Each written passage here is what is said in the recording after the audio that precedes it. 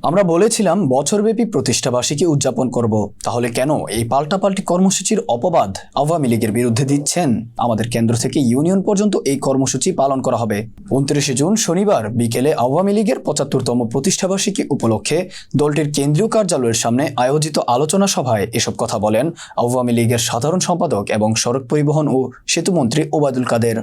ওবায়দুল কাদের জানান, আগস্ট মাসের পরে জেলা পর্যায়ে সমাবেশ হবে। সেই সমাবেশে বঙ্গবন্ধু কন্যা শেখ হাসিনা বক্তব্য রাখবেন। তিনি বলেন, বাংলাদেশের জনগণের ভোট ও ভাতের অধিকার প্রতিষ্ঠায় অগ্রণী ভূমিকা পালনকারী প্রতিষ্ঠান আওয়ামী লীগ। 75 বছর এই প্রতিষ্ঠানের বয়স। দীর্ঘ সংগ্রাম, আন্দোলন, ঝড়, অন্ধকার, স্বৈরশাসনের বিরুদ্ধে দীপ্ত পায়ে এগিয়ে যাওয়ার নাম আওয়ামী লীগ।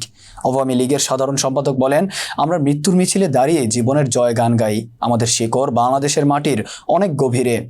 আমাদের জন্ম জনতার মাঝ থেকে। আমরা অস্ত্র উঁচিয়ে শেষ রাতে ক্ষমতা দখলকারী দল নই। জনগণের মাঝে জনগণ নিয়ে মুক্তিযুদ্ধ করেছি বঙ্গবন্ধুর নেতৃত্বে। বিএনপি প্রসঙ্গে তিনি বলেন, বিএনপি বড় বড় কথা বলে, তাদের আন্দোলন ভুয়া। বিএনপিতে এখন আতঙ্কের নাম তারেক রহমান। মধ্যরাতে টেমস নদীর পার থেকে ফরমান আসে। তারেক রহমানের এই ফরমানে ফখরুল ইসলাম, গয়েশ্বরবাবু কোথায় যান কেউ জানে না। লন্ডনে বসে নেতা বানায়, কর্মসূচি দেয়। এই মেড ইন লন্ডন কর্মসূচি মানে কি? খেলা কিন্তু হবে, ছেড়ে দেওয়া হবে না।